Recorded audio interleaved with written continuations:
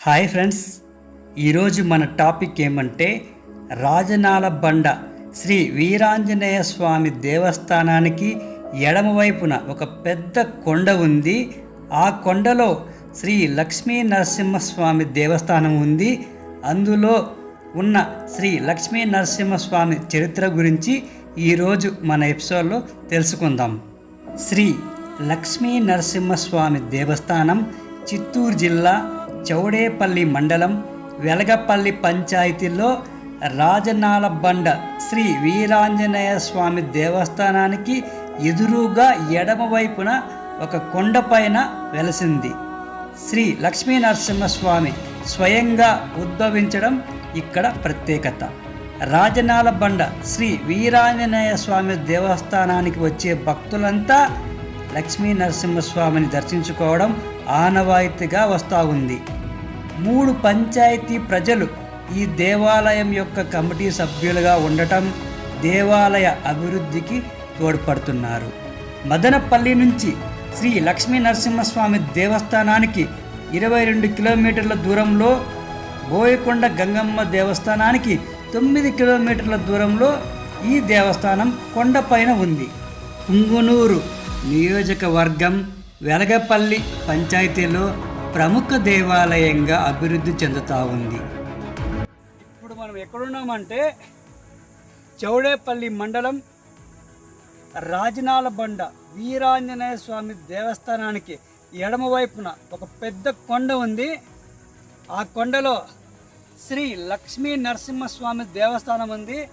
ఆ దేవస్థానానికి ఇప్పుడు మనం వెళ్తూ ఉన్నాము. ఈ స్టెప్స్ ఉన్నాయి. ఈ స్టెప్స్ ద్వారా వెళ్తే మనం దేవస్థానాన్ని చేరుకోవచ్చు. చాలా పెద్ద కొండ. ఒక 1 అవర్ కానీ లేదంటే 45 మినిట్స్ కానీ ఎక్కాల్సి ఉంటుంది ఈ కొండని నేను ఒక్కడే రావాల్సి వచ్చిందనమాట. యాక్చువల్లీ నేను ఒక్కడే రావాలా పైన షూటింగ్ చేసుకోవడానికి. కాకపోతే రాజనాల బండ దేవస్థానం యొక్క ధర్మకర్త గారు, మీ పేరున వెంకటరెడ్డి గారు ఉన్నారు ఇక్కడ. 81 సంవత్సరం అయింది. ఆయన మనకి సహాయం చేస్తున్నాడు. ఎందుకంటే నాకు పైన సరిగ్గా తెలియకపోవడము, ఈ రూట్ నాకు ఐడెంటిఫికేషన్ లేదు కాబట్టి, పెద్దగా అవగాహన లేదు కాబట్టి ఈ వయసులో మన కోసం భోజనం తీసుకొని వచ్చాడు. తర్వాత వాటర్ తీసుకొచ్చాడు. ప్లస్ ఇంత సహాయం చేస్తున్నాడు ఈయన. తర్వాత ఏమంటే ఇక్కడ కెమెరా షూట్ చేస్తున్నాడు వేరే అన్న. ఆయన కూడా కమిటీ చైర్మన్ ప్లస్ వాలంటరీ కూడా. ఆయన నేను తర్వాత నెక్స్ట్ వీడియోలో ముందుకు వెళ్ళే కొద్దీ చూపిస్తాను. సో వీళ్ళిద్దరు సహాయంతో నేను ఇక్కడ ఉన్న లక్ష్మీ నరసింహస్వామి దేవస్థానానికి వెళతా ఉండడం జరుగుతూ ఉంది. సో థ్యాంక్ యూ పెద్దయ్య, ఈ వయసులో నువ్వు నాకు సహాయం చేయడం. ఎందుకంటే మామూలుగానే ఎవరు రారు. బట్ ఏమంటే ఇంత పెద్ద కొండను ఎక్కడానికి నువ్వు ఏదో 2 సంవత్సరాలు మెటికలు కట్టించినాం మేము. రోజుకి 2 సార్లు కొండకి ఎక్కినాను, దిగినాను. ఈ మెటికలు కట్టేదానికి 2 సంవత్సరాలు తిరిగినాను. రోజు పనులు ఒడ్డు బయలు పట్టుకొని రాళ్ళు మళ్ళీపించి మేము కమిటీ 9 మంది కమిటీతో జరిపించినాం. చిప్పిలి జగన్నాథము,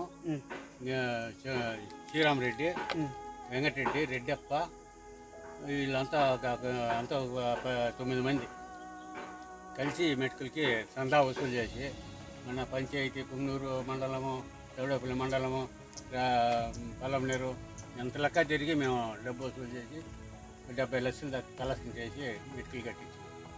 చాలా సంతోషం పెద్దయ్య. ముఖ్యంగా ఏమంటే ఈ వయసులో కూడా ఈ స్టెప్స్ ఎక్కడానికి నా కోసం సహాయం చేస్తానికి చాలా థ్యాంక్స్ పెద్దయ్య. థ్యాంక్స్ అన్నగారు. వెలగపల్లి దగ్గర చిన్న పల్లెటూరులో ఒక రైతు పశువులు కాస్తూ జీవనం సాగిస్తూ ఉండేవాడు. ఎప్పటిలాగే రోజు రాజనాల బండ శ్రీ వీరాంజనేయ స్వామి దేవస్థానానికి ఎడమవైపున ఎత్తైన పెద్ద కొండకు ఆవులు తోలుకొని వెళుతూ ఉండేవాడు. గడిచిన కొన్ని రోజుల నుంచి ఆ మందలో ఒక ఆవు పాలు ఇవ్వడం లేదని గ్రహించి రైతు మరియు యజమాని ఆ ఆవు వెంట పడ్డారు. ఆవు సరాసరి కొండపైన చిన్న రాయి దగ్గర పాలు ధారాళంగా ఇస్తూ ఉండటం గమనించి వెంటనే ఆ చిన్న రాయి మాదిరిగా ఉన్న శిలను పట్టుకోసాగారు. శిల ఉన్నట్టుండి భూమిలోకి వెళ్ళిపోసాగింది. శిలతో పాటు రైతు యజమాని ఎంతగా పట్టుకున్నా శిలను పైకి లేపలేకపోయారు. ఇక అక్కడి నుంచి రైతు మరియు యాదవ రాజు విరమించుకున్నారు. ఆ రోజు రాత్రి యాదవ రాజుకు స్వయంగా లక్ష్మీ నరసింహస్వామి కలలోకి వచ్చి ఆ శిలకు కారణం నేనే అని చెప్పి దేవాలయాన్ని నిర్మించమన్నాడు. అదిగో జాగ్రత్తగా ఈ కాలు ఇట్లా పెట్టుకొని ఒక్క కాలు పెట్టుకొని అవక తట్టుకో, అట్లా అవక తట్టుకో అంతే. ఎప్పుడు కానీ దీంట్లో నీళ్లు లేని కొరత ఉండదు. ఎంత వేసవికాలంలో అయినా కూడా మామూలుగా అయితే వర్షాకాలంలో పైకి పొంగిపోతుంది, ఇది వేసవకాలంలో అట్లా ఇంకతా వస్తాయి. ఇంకనా కూడా పూర్తిగా అయితే అయిపో నీళ్లు ఎప్పుడు ఉంటాయి. మన ముందు పెద్దల కాలం అయితే కూడా ఎప్పుడు అయిపోయింది అంటూ లేదు. నీళ్ళు తాగితే కూడా మంచిది, చాలా మంచిది. నీళ్ళు మనకి వేదులు అన్నీ పోతాయి. సర్వరోగ నివారణ చాలా బాగుంటాయి నీళ్ళు తాగితే. లైట్లు రెండు కనపడుతుంది, రుచిగా ఉంటాయి నీళ్ళు, టేస్ట్ బాగున్నాయి.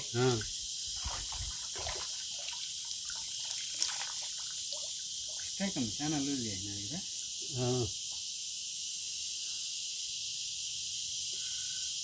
టైం వల్ల మళ్ళీ ఇలా మళ్ళీ తింటే చేసినాము, ఎట్లా చేస్తా ఉన్నారు. యాదవరాజు దేవాలయం నిర్మించాడు. అలా అక్కడ లక్ష్మీ నరసింహస్వామి దేవాలయం వెలసింది. ప్రతి శనివారం లక్ష్మీ నరసింహస్వామి దేవస్థానంలో అభిషేకం చేస్తారు. ఇక్కడ మరో ప్రత్యేకత ఏమిటంటే స్వామివారి అఖండల దీపానికి స్వచ్ఛమైన నాటి ఆవు నెయ్యి వాడతారు. చుట్టుప్రక్కల 3 పంచాయతీల్లో ఏ ఒక్క ఇంట్లో ఆవు ఈనప్పుడు మొదటిసారి ఉపయోగించే నెయ్యి స్వామివారికి ఇస్తారు. ప్రతిరోజు రాజనాల బండ దగ్గర పల్లె నుంచి పూజారి నిత్య కైంకర్యాలు నిర్వహిస్తూ ఉంటారు.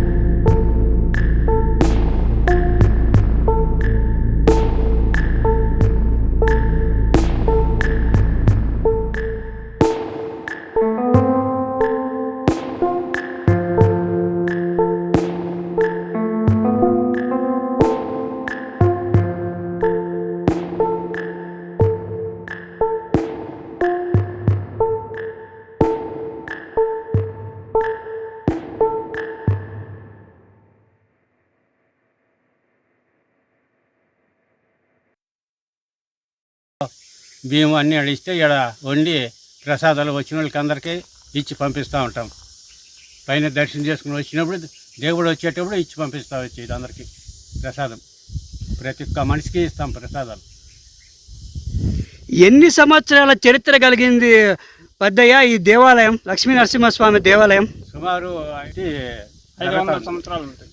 500 సంవత్సరాల నుంచి జరుగుతూ ఉంది ఇక్కడ. ఈ గుడి కూడా అప్పుడు కట్టినవి ఇవి రాళ్ళు గుండ్లు అంతా.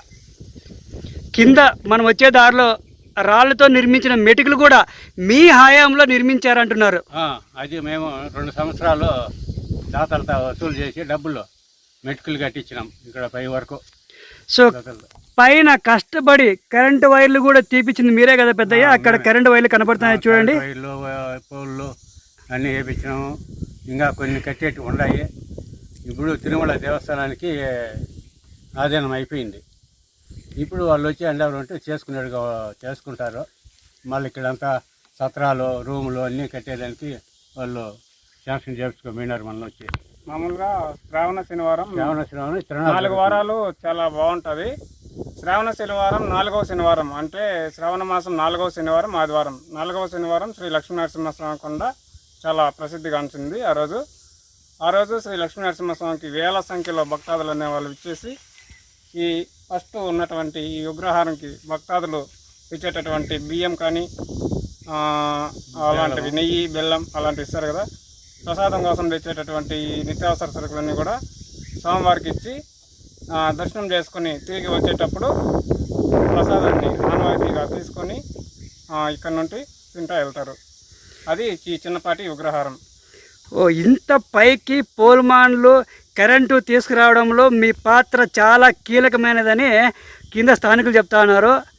మొత్తానికైతే మీరు దేవాలయానికి చాలా విలువైన సేవ చేశారు, ప్లస్ నా కోసం వచ్చారు. చాలా థ్యాంక్స్ అన్న. తరతరాల నుంచి ఇక్కడ ఉండే కోనేరులోని నీటితో స్వామివారికి అభిషేకం చేస్తారు. దేవాలయ శుభ్రంనకు కూడా ఈ నీరునే వాడతారు. కోనేరు నుంచి స్వామివారిని చేరుకోవటానికి 15 నిమిషాలు పడుతుంది. శ్రావణ మాసంలో 4 శనివారాల్లో అధిక సంఖ్యలో భక్తులు ఈ దేవాలయానికి వస్తారు. శ్రావణ మాసం 4వ శనివారం భక్తులు ఎక్కువగా వరపడటం జరుగుతుంది. రాష్ట్ర సరిహద్దు కావడం వలన 4 రాష్ట్రాల ప్రజలు ఇక్కడికి ఎక్కువగా వస్తూ ఉంటారు. శ్రావణ మాసం 4 వారాలు ఇక్కడికి వచ్చే భక్తులకు అన్నదానం చేయడం జరుగుతుంది. ఈ కొండపైన తిరునాళ్ళ కూడా జరుగుతుంది. అధిక సంఖ్యలో భక్తులు వచ్చి స్వామివారిని దర్శించుకుంటారు. చుట్టుపక్కల పల్లెవాసులు బెల్లం, పప్పు, బియ్యం ప్రసాదం కోసం విరాళంగా ఇస్తారు. భక్తుల కోరికలు తీర్చుతూ విరాజిల్లుతున్నాడు శ్రీ లక్ష్మీ నరసింహస్వామి.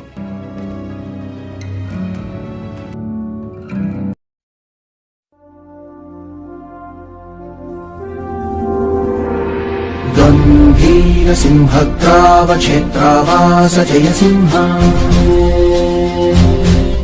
దైత్యాంత విద్యుద్ఘాత వీక్షారూక్ష నరసింహ విస్ఫుట కర్కశ చాలిత దీర్ఘహస్తా విశ్వహిత శక్తియుత శంఖధర చక్రధర జ్వాలాకేసర సింహ శూరానకరణ సింహ శాంతి సంస్థాపనార్థ రోగధ్వంత విధ్వంసకారక మృత్యుంజయ విజయ నారసింహ. 3 పంచాయతీలకు 3 దేవరెద్దులు ఉన్నాయి. ఆ దేవరెద్దులను పండుగ సందర్భంలో ఊరేగించి ఆదివారం లక్ష్మీనరసింహస్వామి దేవస్థానానికి చేరుకున్న తర్వాత తిరునాళ్ళ నిర్వహించడం ఆనవాయితీ. కొండపైనే ఉట్లోత్సవం జరుగుతుంది. యువత ఆ ఉత్సవంలో పాల్గొంటారు.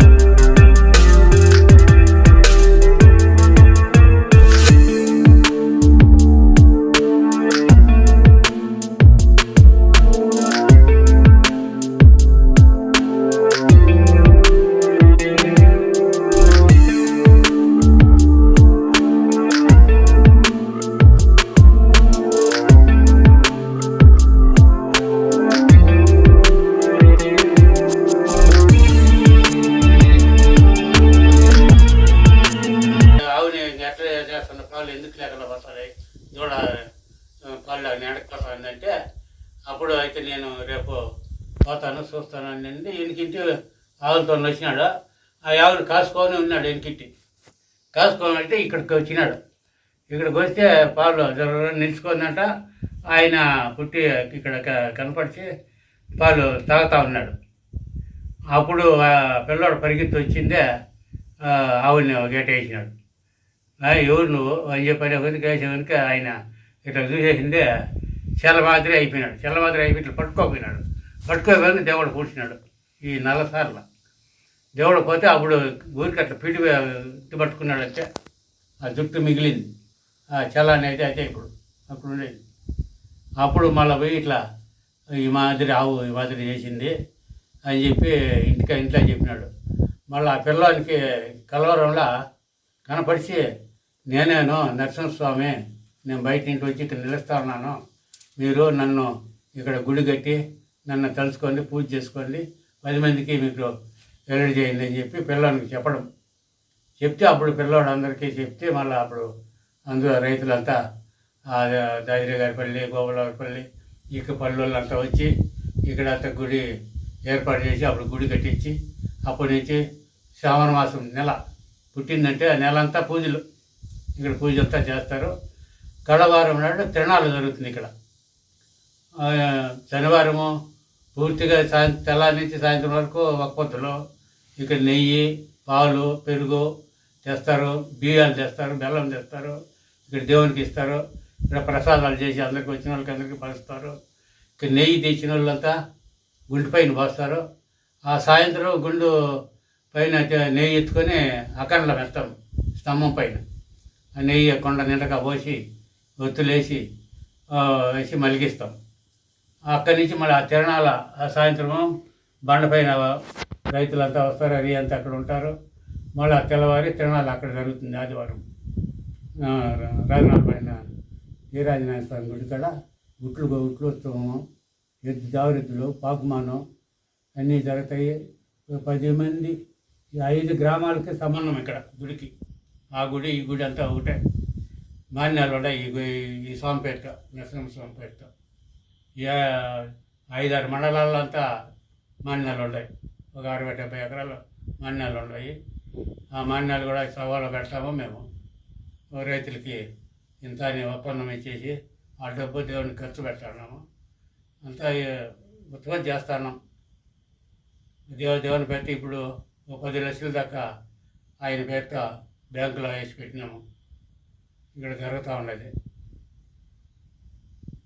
ప్రతి సంవత్సరం ప్రణాళిక జరుగుతుంది. శ్రావణమాసం చేస్తాము, గణేష్ నెల జరుపుతుంది, శ్రీరామనవమి జరుపుతాము.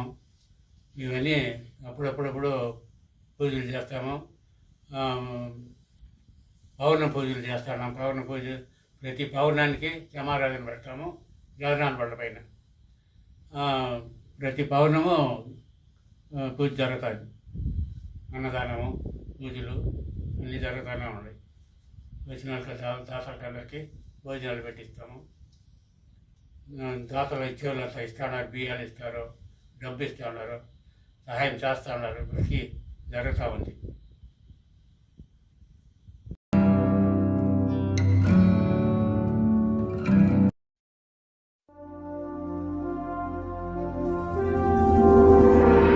गम्भीरसिंहग्रावक्षेत्रावास जयसिंह दैत्यान्तविद्युद्घातवीक्षारूक्ष नरसिंह विस्फुटकर्कशचालितदीर्घहस्ता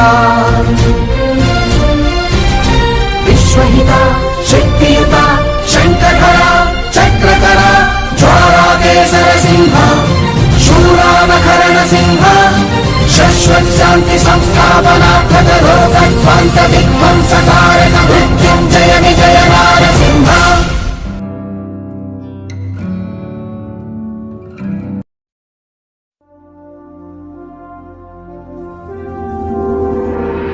गम्भीरसिंहग्रावक्षेत्रावास जयसिंह दैत्यान्तविद्युद्घातवीक्षारूक्ष नरसिंह विस्फुटकर्कशचालितदीर्घहस्ता विश्वहिता शक्तियुता शङ्खधरा चक्रधरा ज्वालाकेसर శాంతి సంస్థాపనార్థక రోగధ్వాంత విధ్వంసకారక మృత్యుంజయ విజయ నారసింహ. ఫ్రెండ్స్, ఇప్పుడు మనము లక్ష్మీ నరసింహస్వామి దేవస్థానానికి పైకి వచ్చేసాము. దేవస్థానం ఎడమ వైపున ఉంది. టైం ఎంత అయిందంటే ఇప్పుడు 10:30 అయింది కదనా? 9:30 అయిందా 10 అయిందా? 10:45 అయిందబ్బా. మామూలుగా వీళ్ళైతేనా హాఫ్ అన్ అవర్లో ఎక్కి దిగేస్తారనమాట. నా కోసం 2 గంటల సేపు పైకి వచ్చాము. వస్తూనే ఉన్నాము. ఇప్పుడే భోజనం చేస్తున్నాము. మామూలు భోజనం కాదు ఇది, స్వామివారి ప్రసాదం నైవేద్యం. తిరుమల తిరుపతి దేవస్థానం కన్నా ఎక్కువ పవర్ఫుల్ అయిపోయింది మా పరిస్థితి. అట్లా అయిపోయింది. ఇప్పుడు భోజనం చేస్తున్నాము. అన్న చాలా ప్రశాంతమైన వాతావరణం ఇక్కడ, చాలా బాగుంటుంది. సో మేమంతా ఇప్పుడు భోజనం చేస్తున్నాము. ఇది చాలా ఆనందకర విషయం ఇది. ఎందుకంటే ఈ క్లైమేట్లో గాలి ఎలా వస్తుందంటే 2-3 ఏసీలు వేసి వస్తుంది గాలి. సూపర్గా ఉంది. ఓకే, ఒక సెకండ్. సో ఇప్పుడు ధర్మకర్త గారు ఆలయ కమిటీ మెంబర్స్, అంటే లక్ష్మీ నరసింహస్వామి ఆలయ కమిటీ మెంబర్స్ మనం చూస్తున్నాము. వాళ్ళిద్దరు వెనకాల పెద్ద కుండు ఉంది కదా, అక్కడ వచ్చేసిందను నెయ్యి అక్కడ పైన పోసి జ్యోతిని వెలిగిస్తారు. నెయ్యి అక్కడ పైన పోస్తారనమాట. దాతలందరూ ఎత్తుకొచ్చి చుట్టుపక్కల పల్లె వాళ్ళు అందరూ తీసుకొచ్చి అక్కడ పైన పోస్తారంట. దాని గురించి వివరంగా చెప్పడానికి మన ముందు ధర్మకర్త గారు, తర్వాత ఆలయ కమిటీ మెంబర్స్ ఉన్నారు. వాళ్ళు చెప్తారు, వాళ్ళ మాటల్లో విందాం. శ్రీ లక్ష్మీ నరసింహస్వామి కొండపైన శ్రావణ మాసం 1, 2, 3, 4 శనివారాలు, శ్రావణ మాసం 4 వారాలు కూడా అధిక మొత్తంలో భక్తాదులందరూ కూడా విచ్చేసి స్వామివారికి ఆవు నెయ్యి ఉంటుంది కదా, ఆవు ఈనినప్పుడు వాళ్ళు మురుపాలతో ఒక 3 రోజులు మజ్జిగ చేసి, ఆ మజ్జిగని నెయ్యి చేసి చిలికి నెయ్యి చేసి, ఆ నెయ్యి స్వామివారి కోసం కొద్దిగా మీది తీసి పక్కన పెట్టుకుంటారు. అది ప్రతి ఏటా శ్రావణ మాసంలో జరిగే ఈ తిరునాళ్ళకి శ్రీ లక్ష్మీ నరసింహస్వామి కొండకి అనేక మంది భక్తాదులందరూ కూడా ఈ నెయ్యి అనేది తీసుకొని వచ్చి శ్రీ లక్ష్మీ నరసింహస్వామి నెయ్యి గుండు పైన స్వామివారి దీపంలో కొద్ది పోసి అటు నుంచి మిగిలిన నెయ్యి వచ్చి ఈ గుంట మీద పోస్తారనమాట. ఈ గుంట మీద చిన్న దొన్న ఒకటి ఉంది, ఆ దొన్నలో పోస్తారు. తర్వాత ఆ రోజు సాయంత్రం, శనివారం సాయంత్రం ఒక 6:30-7 గంటలకి ఈ నెయ్యి అంతా తీసి మేము ఒక కుండని, మట్టి కుండ ఒకటి, పెద్ద కుండ ఒకటి తీస్తాము. ఆ కుండలో పోసి దాంట్లో ఒత్తి ఒకటి పెట్టి, పత్తితో తయారు చేసిన ఇంతలో ఒత్తి ఒకటి తీసి పెట్టి, ఆ పత్తి ఈ నెయ్యి మొత్తం ఆ కుండ నిండా పోసి దాన్ని కొన్ని కట్లు పెట్టి, ఆ పక్కుందే ఇక్కడ ఉంది కదా ఈ స్తంభం, గజస్తంభం అంటారు. ఈ గజస్తంభం మీద ఆ రోజు శనివారం రాత్రి 7 గంటలకి అఖండ దీపం అనేది వెలిగిస్తాం అన్నమాట. అఖండ దీపం అది చాలా పవిత్రవంతంగా, చాలా ఇంత పెద్ద గాలికి, ఇంత పెద్ద హైట్లో గాలి ఓని వీస్తూ ఉన్నా కూడా ఆ గాలికి కూడా తట్టుకునే శక్తి ఆ భగవంతుడు ఇక్కడ కల్పిస్తాడు. ఎటువంటి లోటు లేకుండా కూడా అఖండ జ్యోతి అనేది చాలా ప్రశాంతంగా మలుగుతుంది అనమాట. ఆ నెయ్యితో పూర్తిగా మలిగిపోతుంది. భక్తాదులందరూ కూడా ప్రియంతా మలుగుతుంది. భక్తాదులందరూ కూడా ఈ అఖండ జ్యోతిని దర్శించి ఈ స్వామివారి కృపకు పాత్రలు అవుతారు. ఆ రోజు సాయంత్రం ఈ అఖండ జ్యోతి 7 గంటలకు సమయంలో వెలిగిస్తాము మేమే వచ్చి. ఆ టైంలో భక్తాదులందరూ కూడా చౌడపల్లి మండలము, ఇట్లా పుంగనూరు మండలము, ఇట్లా మానపల్లి, మా నియోజకవర్గాలన్నీ చుట్టుపక్కల గ్రామస్తులందరూ కూడా ఈ అఖండ జ్యోతిని దర్శించుకొని ఆ రోజు సాయంత్రం ఒక్కపొద్దు అనేది ఉపవాస దీక్షలు అనేటివి తీర్చుకుంటారు అనమాట. ఇక్కడ దర్శనం చేసుకుంటే ఈ అఖండ జ్యోతిని వాళ్ళ కుటుంబాల్లో సర్వరోగ నివారణి, కుటుంబ సమస్యలన్నీ తీరిపోయి ఎన్ని బాధలున్నా కూడా తొలగించి శ్రీ లక్ష్మీ నరసింహస్వామి వారి కుటుంబ సభ్యులు సర్వదాగా పడతారని ఈ స్థల పురాణాలు చెబుతా ఉన్నాయి. ఈ స్తంభం చరిత్ర శ్రీ విష్ణుమూర్తి అయినటువంటి వెంకటేశ్వర స్వామి ఆశీస్సులతో శ్రీ లక్ష్మీ నరసింహస్వామి వారిద్దరూ ఒకే అనేసి ఈ పక్క శంకు ఆకారంలో, అటు సైడు ఎడమ వైపున స్తంభానికి చక్రం ఆకారంలో, వెనకల శ్రీ వీరాంజనేయ స్వామి ఆకారంలో, ముందర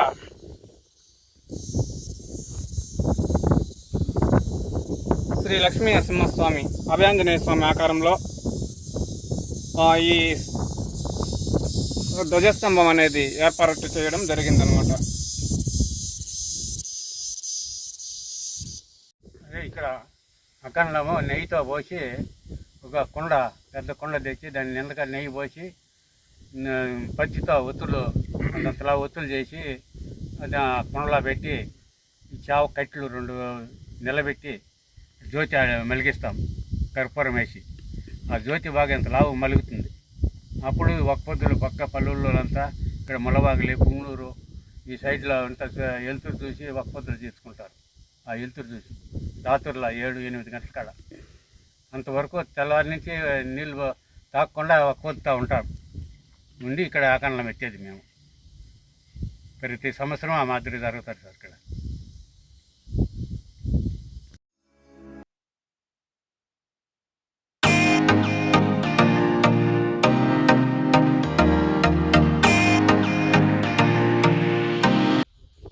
ఫ్రెండ్స్, సో మొత్తం అయిపోయింది, వీడియో తీయడం అయిపోయింది, ధర్మకర్త గారి ఇంటర్వ్యూ కూడా అయిపోయింది.